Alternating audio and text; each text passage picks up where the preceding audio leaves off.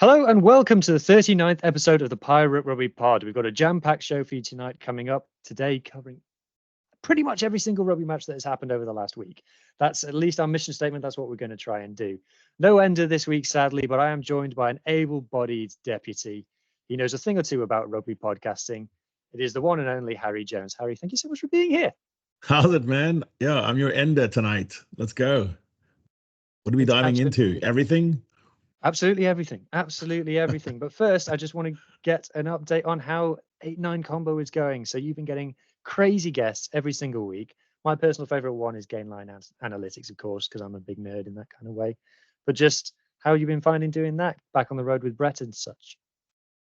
Actually, the most time-consuming thing is the wrangling of guests, the inviting, the babysitting, the reacting when someone has to drop out one day before you've got it all set up and you have no one to fill in. And we've committed that we always have a guest. That's just one of our show ethoses, and we commit to that. That's our system. And then, we have another kind of genre where we do games of the week, and we're going to do obviously reactions to the test matches.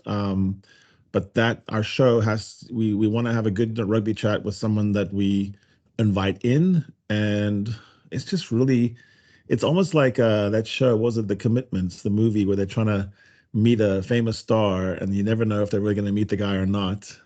So sometimes when you have a Michael Checker, it's basically a minute before he comes on that he's coming on. Yeah, I just picture you as the kind of person who just sees someone, just walks up to them and goes, "Hi, I'm Harry. Come on my show." It's literally like that. Like I said I wrote to Sir Bill Beaumont and said, "Come on our show," and he said, "I think I will, probably so." And then boom, we had him on, and it was very awkward and uncomfortable and scary.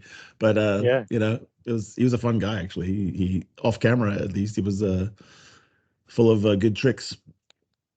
Yeah, well, if anybody who isn't listening to it wants to listen to it, they should. Yeah, you can find you on all the places. You're in all of the download places. You're on YouTube as well, and you got your Twitter account and things. A question I've been wanting to ask you: how did you and Brett get together? I don't even rightly know. Actually, what's funny about our chemistry is that we've never actually been. This is a revelation. We've never been in the same place before. Neither have me and Ender. We've circled each other in different places. I've literally been everywhere, and I've met everyone, and I've met my own partner. I think what happened was he's a Canberra guy, and he's a sideline reporter, and he was in amongst all that Australian stuff. I was always fascinated by Australian rugby, the weirdness of it, the anti-orthodox. It's like a breakaway Protestant shoot of some ancient religion, and it's like the first one. It doesn't make any sense. They violate all the things that should be true, but they still end up playing well. And lately, not. But I got involved in that writing. Interesting. I always think the Australians have an interesting character as well, just how they consume things, and so I started writing. He was in the same world as writing, and then I think we got into a same WhatsApp group, but we were not close. I was closer to the other guys, and he was close to them too. And then when I decided I wanted to do potting, I just thought, Brett's the actual opposite of me. And I thought it was the contrast that really would make the thing work. Humans learn by contrast, but also I think shows that work for a long time, sitcoms and so forth, there's an opposite somehow. And so that's even the 8-9 combo. The 8-9 combo is all built on the idea that even though the 8 and the 9 work together in a rugby pitch, they're kind of the most opposite players on the pitch. They're the most opposite in the club after the game. They're the most opposite in where they went to school. They're the most opposite in how they do their hair. Everything is different. And so, yeah, we've really enjoyed it. And we've come to know each other very well, by the way. So we talk all the time and we chat. And I will see him this year. So it'll be a wonderful event. We're planning that right now in Sydney. And then I'm going to invade Canberra and go around the roundabouts and discover all the things that are beautiful about the capital.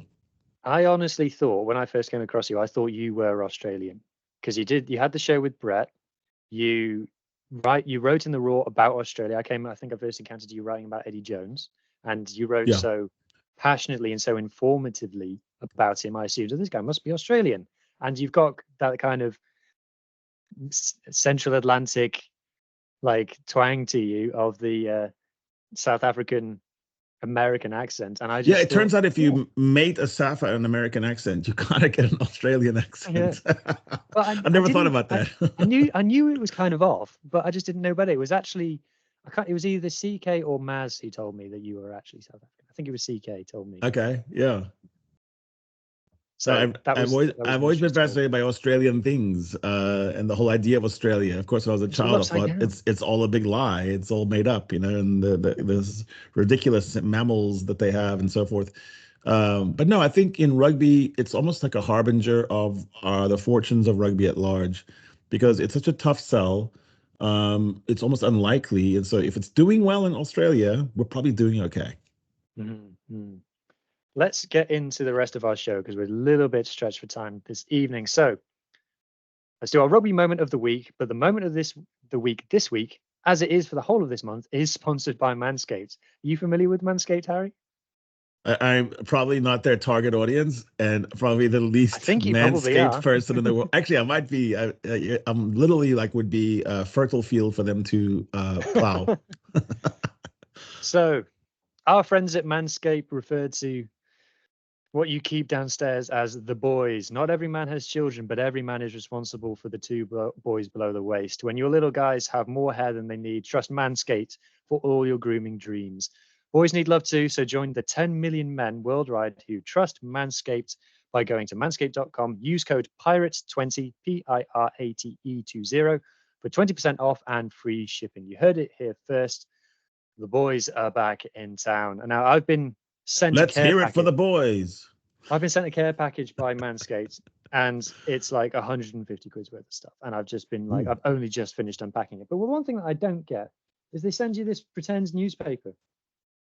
That comes with it. For audio listeners, I'm holding up a newspaper, and it's got cartoons, it's got everything. So I've got to read it later. I think it's something to do with catching hair that falls.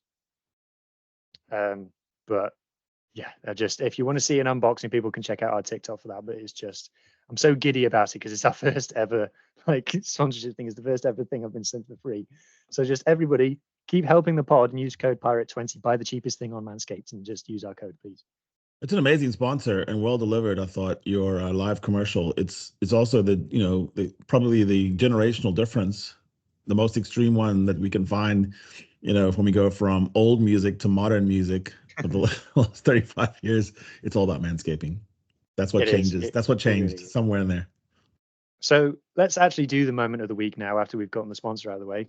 And my moment of the week is, and I'm sure you'll have seen this, Damien Penaud absolutely picking Gregory Aldreit's pocket for this. So, I watched this game live because I'm the kind of hipster who actually watches Top 14 on Premier Sports. Chromecasted from my phone. And the kind of clips that have been doing around on socials don't really do justice to what happened. So Bordeaux get awarded a penalty in the middle of the pitch. Jalibert taps it and then kicks it, and it's like the worst kick that you've ever seen in your life. Everyone assumed he was going for touch. He misses it by a mile. For all the world, this ball looks like it's going to go over the dead ball line. And then suddenly it stops in the in-ball area. But it's all right. Gregory Aldreit, one of the best players in the world, is back there. And he's about to pick it up and about to tap it down. But from nowhere, absolute bat out of hell, Damien Penaud turns up, skidding on his belly, taps it down, and it's absolute robbery, and Gregory Aldreit looks like a complete mug. What people haven't noticed, though, is that the crowd doesn't shout. When Damien Penaud is running to try and tap this ball down, the crowd is silent. And Maz, who's a Bordeaux fan, told me, no, the crowd kept quiet so as to not tell Gregory Aldreit that Damien Penaud was coming. And you can see that Gregory Aldreit was just destroyed after this. He had to get substituted. His head was gone after this. And his France teammate Mathieu Jalibert gave him a few verbals on the way as well, which we don't mind. It was an Atlantic Coast derby as well. But just that was, when I saw it, I was like, yeah, that's my moment of the week. Unbelievable. Anything containing Damien Penaud is just magic. Putana merde, Aldreit. I mean, imagine that. It just is really something that will live in shame for one of the best players who ever played. Yeah. Mine will involve an 8 and 9 because I'm cheeky that way. I will go to the Ding Dong Battle in Eden Park, which was really brilliant, by the way. If anyone hasn't seen that, please replay it and watch it. Just for an extreme epitome taste of how Kiwi rugby can look when it's a derby, when there's 27-ish thousand people there, when everyone's in tip-top form, when you have a really hard but mobile loose trio. For the Blues, where you have Ione, and you have Papali, and you have Sotutu, just really dynamic loose trio. So I was really consumed watching Hoskins and Sotutu.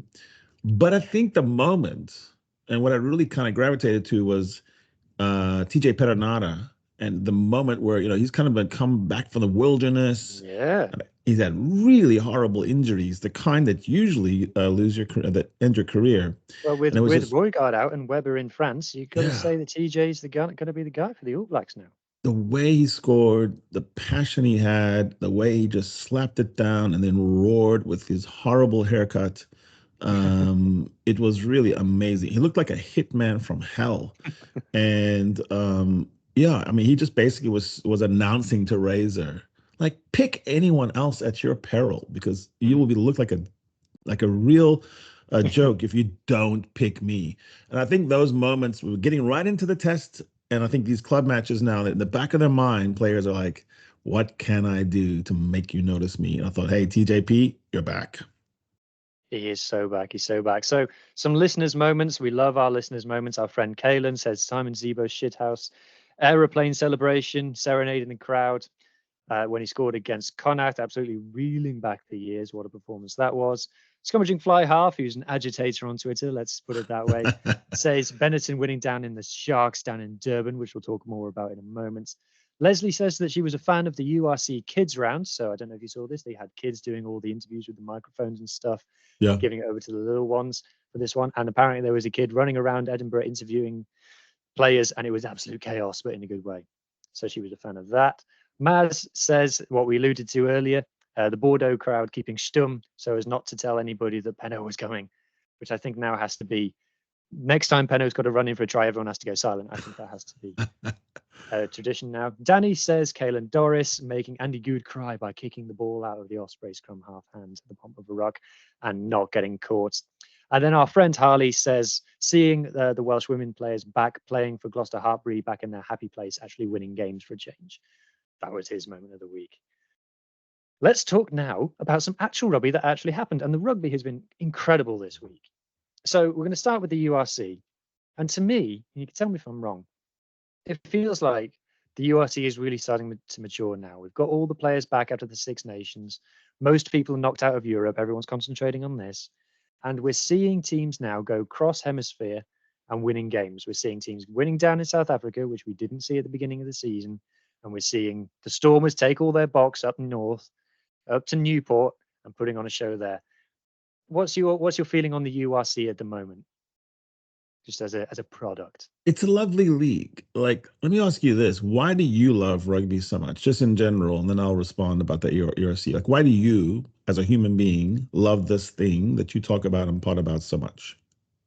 That's a great question. I love sport for the drama. I can't imagine not liking sport, and I like lots of sports. I like rugby for the, I don't know, the process of it, I guess. The you have to work your way to it. It's not like other sports where there's lots of lulls where nothing's really happening. There's always something happening in rugby. And I love since I sort of started podding about it, the thing that I love about it is the internationalness of it and making friends internationally. So okay. I get That's it. to Irish friends, South African friends, and Welsh friends, all about the same thing. I feel like the ERC embodies all the three things you said. The three legs of the stool. These are dramatic places you're playing in. There's really nothing humdrum about any of the places. You're going to the edge of the Indian Ocean full of sharks. You're going to the edge, where dragons still roam. You're going to, the highlands or the lowlands. You're going to, the edge of Galway. Where it all falls off, and you go to next stop is Iceland. Number two, there's the clash of styles still. I don't know how long that will remain, by the way, but I think some of the other leagues, there's too much unanimity in tactics. And so URC is really funny. Like, you just watch things like Glasgow versus the Bulls was really fun. I think it will take a long time before the Irish and the South African game plans start to align. There's 2 game plans that I look at the stats and things, and like the number of carries they do and things could not be more different. Which always builds drama and rivalry because, the Irish will always feel aggrieved by any losses because they go, but we played better. We were prettier. We had more spokes on our wheels. Our bicycle was much more shiny. Why did you smash us off the cliff with your bulldozer? This doesn't make any sense. And of course, the Stormers don't play that way. The Stormers, someone said, the Welsh commentator said, they're playing like Fijians. And it really did look like that. It was just waving the ball around one-handed, very odd deliveries. Yeah, it was beautiful. And but the Stormers did make me age in one game. I was like literally posting these pictures of a Van Gogh kind of a version of me. And they make you suffer. That's a beautiful thing about being a Stormers Western Province fan is they make you suffer before they make you happy. I was going to ask you about that and your experience being a Stormers fan specifically right now. I'm going to give you a provocative statement. You can tell me whether I'm wrong. You can tell me whether I'm right. The Stormers are a bad team with great players. Maybe. And so I think that's true, but it's like we're kind of bipolar. I think within one match, we're a great team and a terrible team. We have great players, and then all the great players play like Lewis's as well. Like I try to make a verb out of Dweba. I mean, just the unbelievable bad throwingness of him.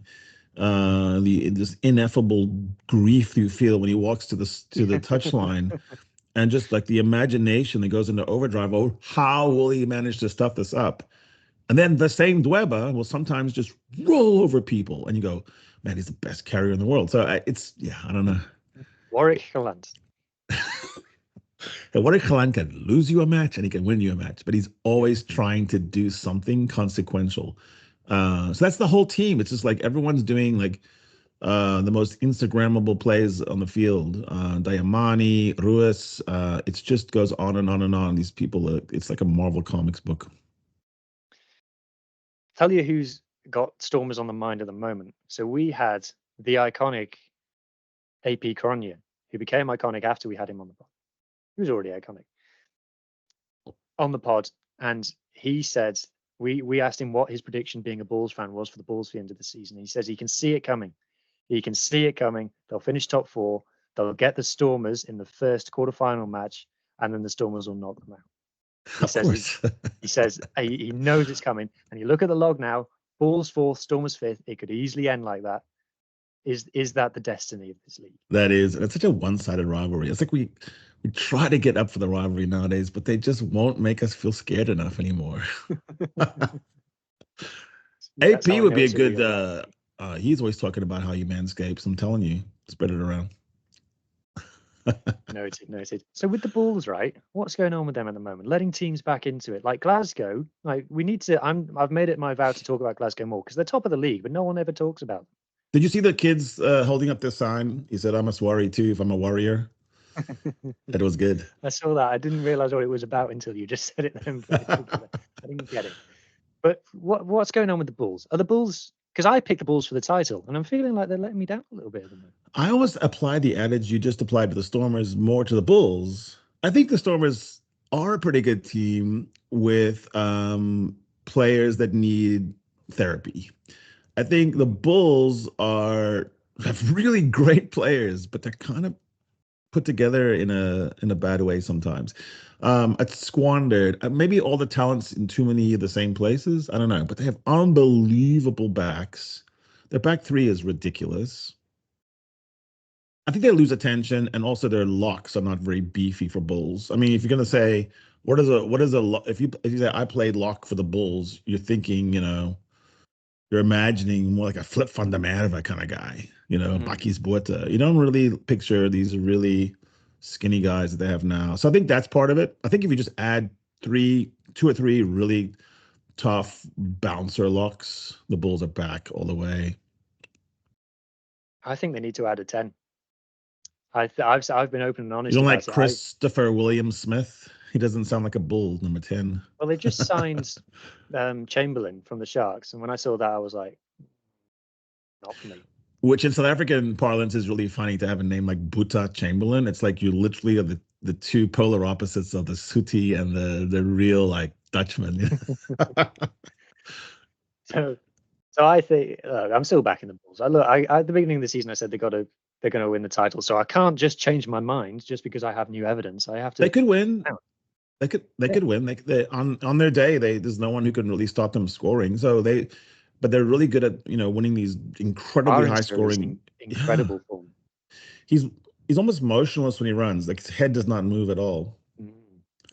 He's so like you're not really excited about the legs going. Yeah, you're not really excited about the Chamberlain appeasement. You don't want. I just don't feel like he's going there to be first choice. Yeah. I feel like I'm talking about this with a couple of people. Maybe this is me putting 2 and 2 and getting 5, but I feel like Andre Pollard is the solution to their problems. Sure, he's a problem. He's the answer to most. He's the solution to most problems in the rugby field. If you just stop getting over your Pollard phobia, you put him on a team, he's gonna do the job.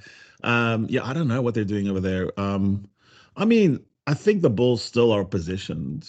It would be an upset if they won, but it also wouldn't be an extreme upset. So probably, well, let's go to the defending champions now. So Munster are peaking at the right time, like they normally do. Destroyed Connacht at the weekend, and when you look at their 15 on paper, I saw someone tweeted at the weekend like, I'm going to say it, Munster have got a better 15 than Munster. Munster have got a better 15 than Leinster. Now, I don't think that. I don't agree with that. But when you see Munster's first 15 actually on the pitch, you think, Jesus, that's a good team. And they have players that are just really good at the club level. Like Nankivell is at Munster, right? Mm-hmm. Is anyone having a better season than Nankivell? I mean, he's unbelievable this season. So I think they're getting a lot out of people at a perfect position and time. You can only put 15 on the pitch at the one time, so Leinster's sort of embarrassment of riches doesn't really help them all the time. I mean, yeah, it's a proper rivalry. That's a rivalry that I think is worth study. I know you've been putting out some stuff about it, but it's really interesting to see how this one ends. I mean, you could imagine a world in which Leinster goes away empty-handed again this season, and Munster has something. Indeed. So I want to come back to a point there with the embarrassment of riches on Leinster. So I've got a bit of a bee in my bonnet about this, I have to say, because I've started seeing the word unfair thrown around when people are talking about Leinster. And I have a view on this. So very, very rarely will Leinster ever play against a team that has more academy players on the pitch than Leinster. The vast majority, for all the people like to talk about Geordie Barrett and things like that, the vast majority of Leinster's team is academy graduates. I think when you had your guest on your show, he talked about how there was like 12 Blackrock and 3 St Mary's players, something like that, in their 15. Yeah. So they create these players, and when I'm seeing people starting to talk about playing minutes, yes, some maybe the likes of Hugo Keenan, Caelan Doris, Dan Sheehan haven't played 1,000 minutes for Leinster this season, but they've made up that deficit playing for Ireland. Like all these first line Leinster players, name a first line Leinster player, they've played 23, 24, 25 games this season. Sure. If they played all these Ireland games, and if they played all these games for Leinster, they'd be playing like 40 games a season, because they get to the knockout stages of every tournament. They get to the latter knockout stages of every tournament. So when people say it's unfair, I'm kind of like, I don't see it as unfair. Look, the money thing is an advantage. Of course it's an advantage. I'm not saying it doesn't help. But ask Wrestling 92 how far their money has got them. Ask Bristol Bears how far their money has got them. They are advantaged. They have things that other clubs should be jealous of. And I'm not saying that, they should, like the likes of Ospreys or whoever it might be, should be beating Leinster. That's not what I'm saying. But no one was talking about budgets when Leinster got beat by the Lions 2 weeks ago. In terms of budget deficits, the Lions have got, like, when other South Africans are making fun of how broke you are, you're broke. Like, in budget deficits, you won't get a bigger one than Lions, Leinster. No one was talking about squad depth for Leinster when they got beat by the Stormers a few weeks ago. Sure. Well, so I think it's important in life not to be outraged or seek outrage or position yourself in such a way that that's all what you're all about. And that's the spirit of the age. The zeitgeist is to be perpetually outraged about something and cry, fairness, unfairness. I'm not into that. Whatever happened, it happened. Leinster is very well run. It's well managed. I think the seeds of that have to do with the top ups in Ireland being really almost total, like as opposed to top ups in Australia where it's 20% of the salary. So there's that. There's other thing like say Robbie Henshaw. It's not really from Leinster, but he did everything in Leinster because when you're really good and you're hanging around in the cliffs of Moher, you move to Leinster and you get recruited.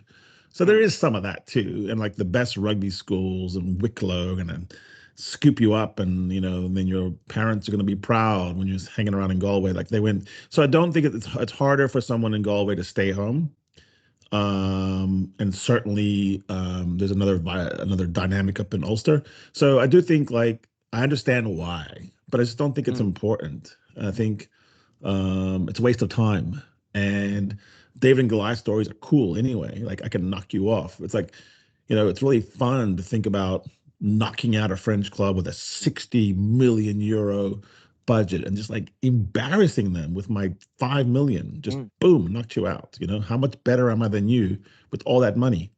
I also think there's a danger in it because I just think Leinster and some of the other teams with the big budgets, the expectations are ridiculous. So you just have to produce every single year. There's no rebuild, there's no reconstruction. So yeah, I wouldn't worry about it too much. I do think, obviously in a fantasy way, you wonder like how would Leinster do in a World Cup? It's kind of fun to think about. About the same as Ireland. Exactly. Like they would do okay. Yeah. They wouldn't win. Yeah, well, I remember someone saying, I think that Sean Holly said a few years ago, like Wales got beat something like 30-0 by Ireland or something stupid like that. And Sean Holly was like, if we'd have played Leinster, we'd probably been more because Leinster would have been more settled and they'd just been playing the normal structures. It's also the character of the country itself, right? There are countries where there's one city that's so dominant in culture and finance and all that. So it's kind of difficult to work around that. Like obviously there's going to be a club in Portugal or a club in Italy that's going to dominate. And it's different when you're in, say, Australia, South Africa, where where the cities are actually pretty much peers. So there's, Joburg, Cape Town, Pretoria, Durban. There's some parity there in population and wealth. Yeah, it's a classic like pub trivia question. Is like, did you know that Sydney is not the capital of Australia? Like a lot of people in the UK think that Sydney or Melbourne or something is the capital of Australia. So anyway, a game that you spoke about on your Games of the Week, and I want to challenge you on this. I want to know, since when did you love the Sharks so much, and since when did you hate Benetton so much? Well, I formed a relationship with the Sharks. Perhaps there's a profit motive, but I love my Sharks. The Sharks are beautiful. Now, so the coastal teams, I've always had somewhat of an alliance. I lived in Durban on the Bluff when I was a child. I'm not opposed to KwaZulu-Natal. I do like it as a region. But no, for sure, it's more something about happening right now in the Sharks. They're changing some of the way they think about their brand. They're enlisting people like me and you in some of the ways they do things. And so I think it's sort of forward thinking, progressive. The Sharks actually were always a breaking team, by the way. When they were first to integrate, they took a lot of heat for it back in the day. They've tried different things. They have an incredible foundation set up for players. They help their players do business plans while they're still a player. They're serious about mental health. I do think there's a lot of things that are laudable, but I mean, I'm always going to be first and foremost Western Province man, Province till I die, and then the Stormer iteration of that, which scoops in the Bullant. I'm not ever going to like the Bulls. It's just impossible for me. It goes against everything. And that level of rivalry, by the way, Bulls really don't like Stormers winning anything. We don't go suddenly like Munster and Leinster pretend they hate each other so much, but they turn around and support each other when they play someone else. Oh, no, they don't. Like Munster some of them do. I've caught them at it. I do, because I'm. So you think it's even deeper than that? You think they really want Munster to fail when they're in a final against the Stormers? Okay, right. So I'm going to jump ahead then. So this was supposed to be later in the script. Oh, but sorry. you forced me into it. So sorry. The big game in the top 14 this weekend was Toulouse versus Stade Francais, the two most successful teams in French rugby. And it was marketed in France as El Classico, as the Rugby El Classico. And that got my mind whirring. And I put it to the people, what is Rugby's El Classico? Is it Stade Francais versus Toulouse, or is it something else? So I feel like we've hit upon the two main contenders to that crown, which is Munster Leinster or Bulls Stormers. North-South, yeah. You, sir, have a well-traveled man. I'm sure you've been in some dicey stadiums where the tension was real. Can you enlighten us with perhaps the most exciting, borderline scary game that you've attended? So I'll just put it this way. You go into Loftus, you're going to actually walk through entrails and guts and an abattoir. Like, you literally think you're going to be butchered. The entire grounds takes on a smell of decayed meat. It's festive in the sense that they're chanting death to the Stormers. The first time I talked to someone in Afrikaans is like, okay, but it's a little bit rough. And the guy's like, are you a communist? Like, that was the actual response to me. You see, I call me.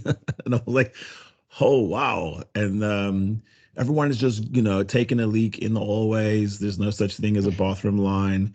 The average size is Tongan Samoan in the Afrikaner population of Pretoria, the greater Pretoria. And it's really foreboding. So there's like, you see players sometimes looking up into the stands and wondering if they're going to be okay. And that's a legitimate question. It's not like I'm going to pretend that I might want to roll around with you and knock your head on the floor. Like, I really will. The guys are ready. They're ready to scrum. They're ready to fight with you. So that's a real thing. It doesn't mean there's ever any like actual, death and violence, but it's always in the air. I think that's a really special rivalry, and all I know is it's the worst day of the worst month of the worst year when anyone from Pretoria beats us. It's just horrible. Like, it just goes against, it's anathema. It's an abomination. I think it's the same way back and forth. Like, my friends from the Bulls world on Twitter and so forth, they experienced the same agony on the streak that we had until it was just cruelly lifted. But it goes way back. We can recite things that happened in 1973. We've watched the footage of 1952, like blocked kicks and skullduggery. It's like, it's fresh. The wounds are fresh. It's like something that, like, you imagine shrines in people's houses, made of braaiing utensils, but it's just very, very visceral. And I don't know. My experience around Irish people in general is that they're a little bit too humorous for some of that to really be grim. So I just say that Safas can corner the market on like just grim, like, enmity.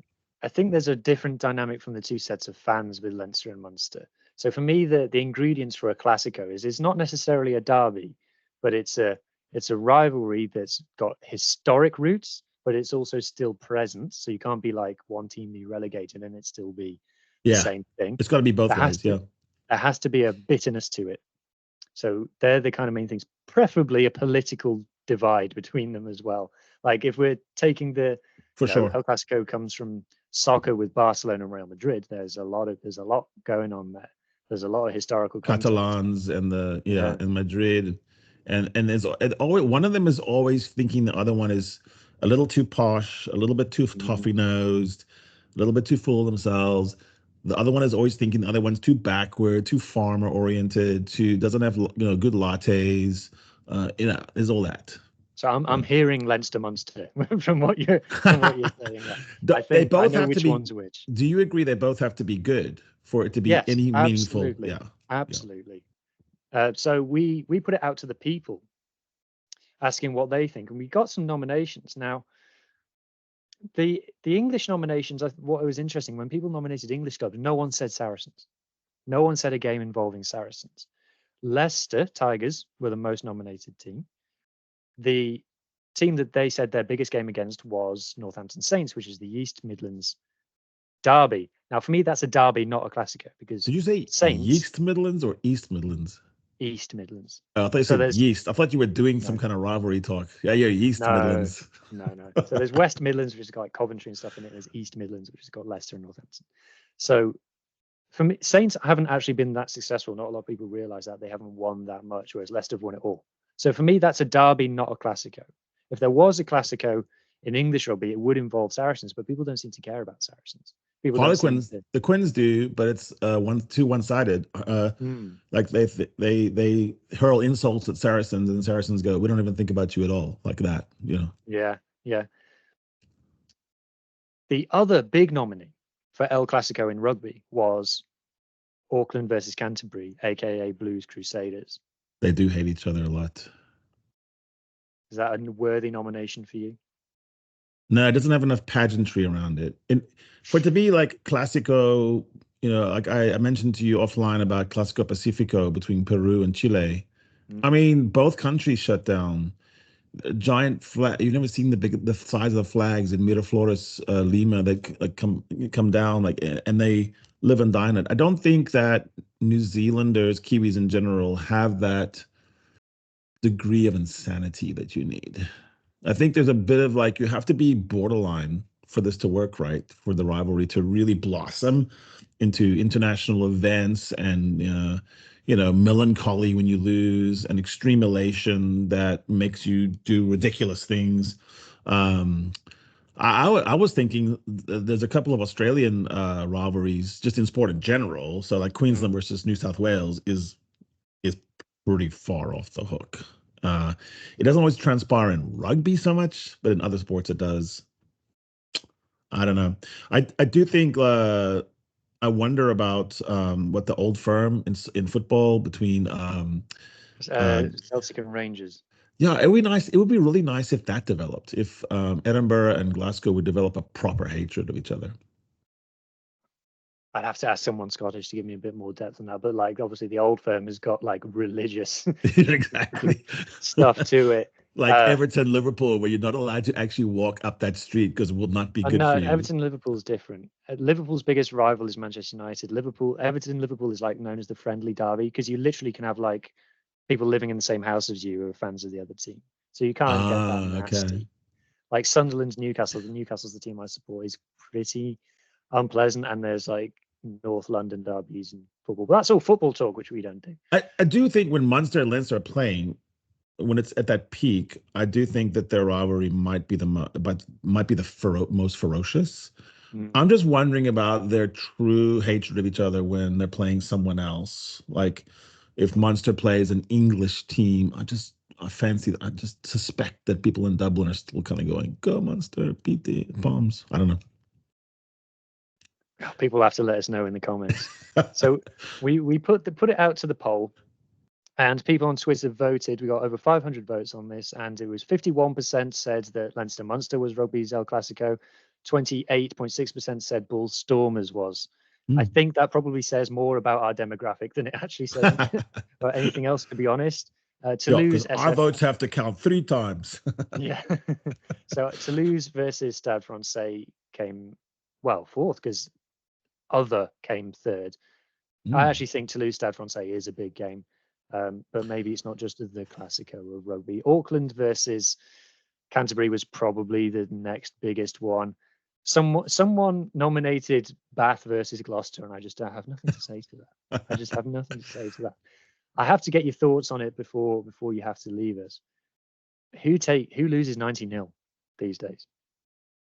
Oh, I mean, that's just so horrible. That's disgraceful. If I was Cherry, they're called Cherry and Whites, right? Yeah. I'd probably call for some heads. Heads have to roll on that. I kind of don't even care if you end up beating the Sharks or not. You're not going to beat the Sharks, but nothing can save you from that. It's just disgraceful. It's the day that lives in infamy. It's, I don't know, let's say you were a middle-aged guy, dad, take your son, let's go to the park and watch that, and you just feel horrible about being a supporter. And there was no redeeming story. There was nothing. I couldn't even think of anything that would save it from being that. It's just it's an abomination as well. It is. It's and it reflects poorly on the league. Let's be honest as well. You shouldn't have a league this long in the tooth with this much tradition, and someone loses 19-0. What is that? It's crazy as well. The English Premiership for me, you know, I've been quite open and I've said that I think the quality in the English Premiership is not there at the moment. And I looked quite stupid when they were doing really well in the Champions Cup.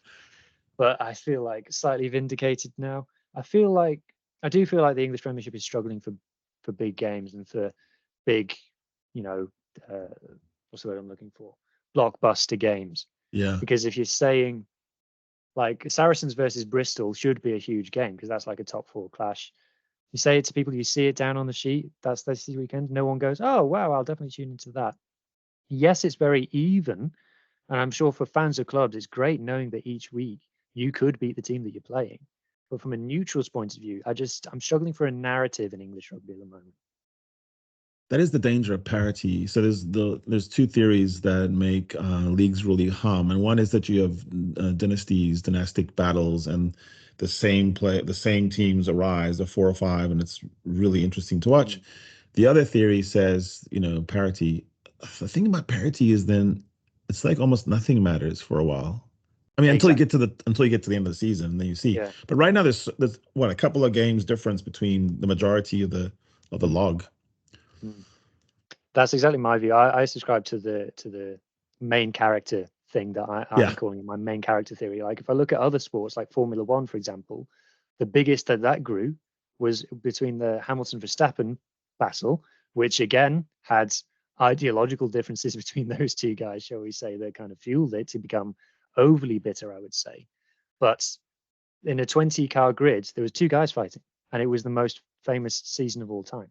So I kind of subscribe to the main character theory of it, that I think you need the big guns, the midfield pack, and the little guns. If you look at like the English Premier League in soccer, they've got the big six, and then they got the relegation battle is what they create the narratives around.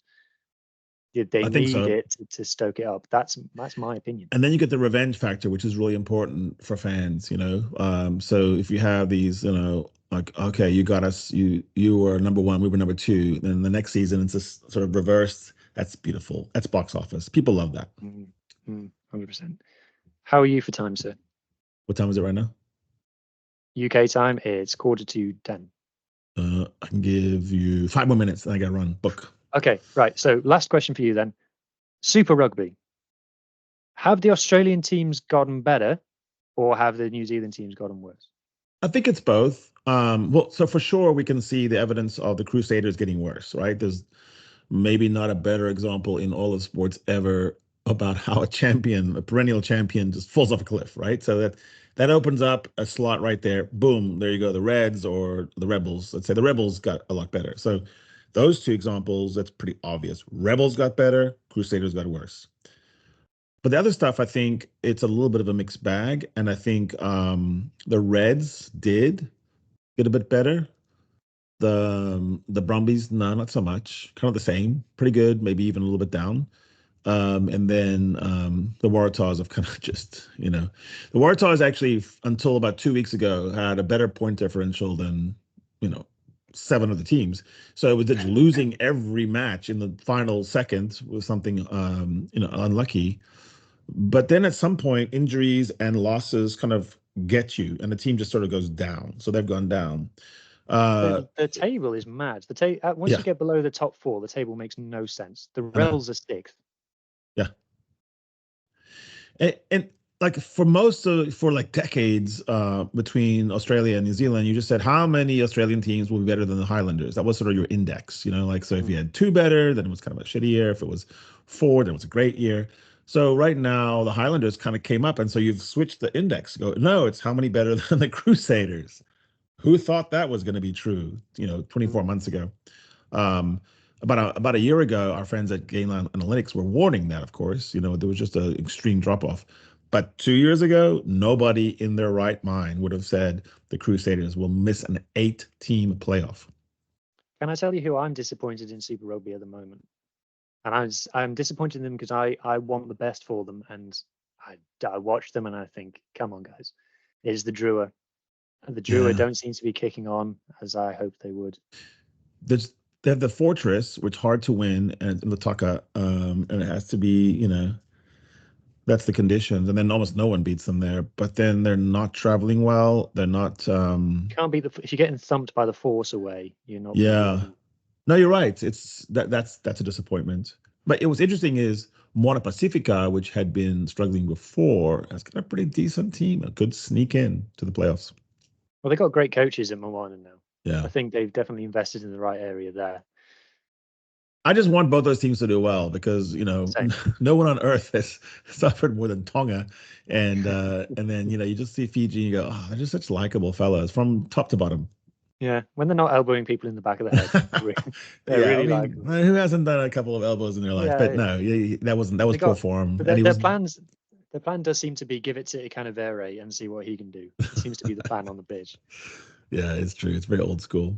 Well, hey, listen, I've got to run, but I want to thank you for having me on. It was an honor. It's a pleasure and an honor to speak to you every single time. I'm sure it won't be the last. I hope it was good. It was absolutely sensational. Well, cool, I shall let you go, and I shall wrap up the show with the good people at home. Okay.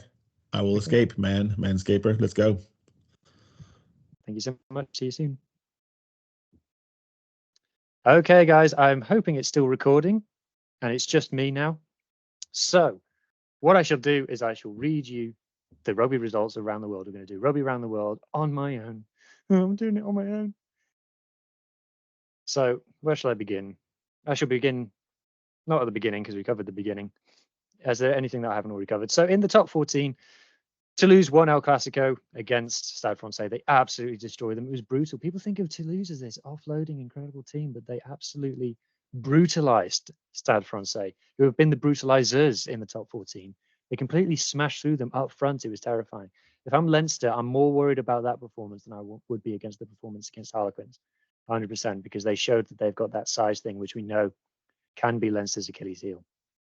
If we look at women's rugby roundup now, in the Pacific 4, Canada dispatched the Wallaroos in stylish fashion, 33 points to 14. They really looked comfortable at the end of it. And New Zealand destroyed USA, 57 points to 5. Not a good look for USA rugby at the moment. I hope they can turn that around. Maybe another day I can get Harry back on and I can ask him about South Africa women's team, which still doesn't have a name. They beat Madagascar in quite comfortable fashion to get into WXV2.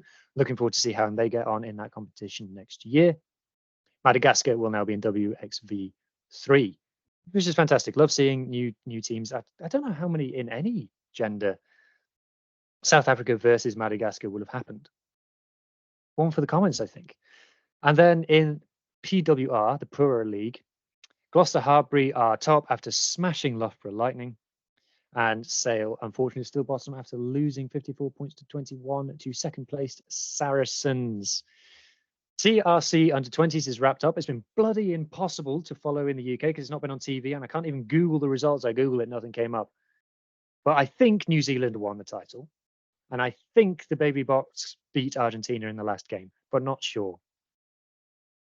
Let me know in the comments what actually happened, please. No Super Rugby to talk about that we haven't already spoken about. There was no Japanese League One this week. Super Rugby Americas. The big result was American Raptors beating Brazilian Cobras 45 points to 40. Otherwise, it was pretty much as you were. The Argentinian teams are still at the top. Moving into the Northern Hemisphere.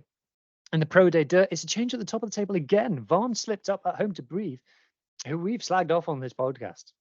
And they went and they beat our precious Vaughan at Vaughan in Brittany, which means Provence have now gone top after beating the mad show that is Biarritz. Grenoble have a great chance of finishing third. Bezier it's still in Bezier's hands to finish third if they win their last game, but Grenoble could steal that spot. Fantastic, peaking at the right time from them without a doubt, whilst there are still 3 other teams that have a mathematical chance of reaching the final playoff spots. We can't watch the Pro Day Dirt in the UK. I will find a way. We've covered what happened in the English Prem.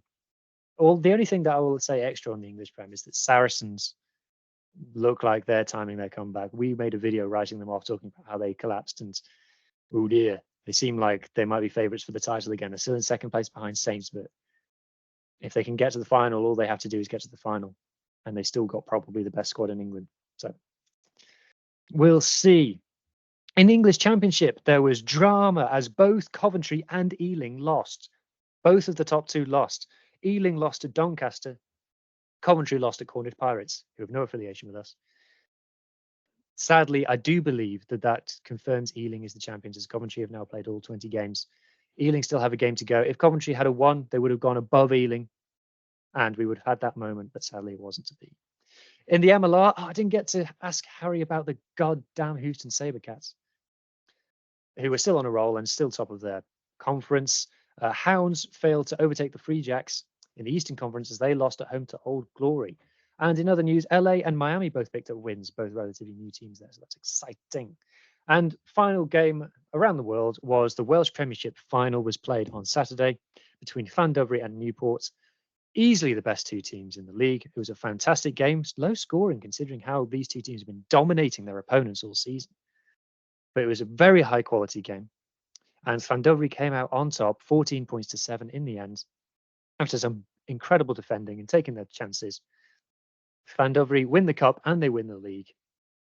Congratulations to them, but congratulations to Newport as well on being so brilliant this season. That just leaves the TV guide. So Ender's not here to give you all of the correct information. So stay tuned to our socials and to our Substack to get the TV guide sent straight to your inbox. Make sure you sign up for our free Substack. Link is in the Linktree link in the description box down below.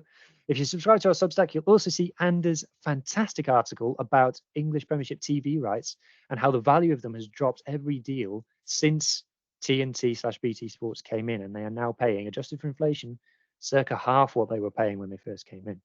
Make sure you give that a read. Again, link is in the Linktree link down below. That just leaves me to say, remember that you can get 20% off and free shipping with the code PIRATES20 at manscaped.com. That's 20% off and free shipping with the code PIRATES20 at manscaped.com. For the best your boys have ever looked, trust Manscaped. That's enough from me, everybody. Thank you so much for listening. I hope you enjoy your weekend of rugby, and we shall speak to you again next week. Cheers.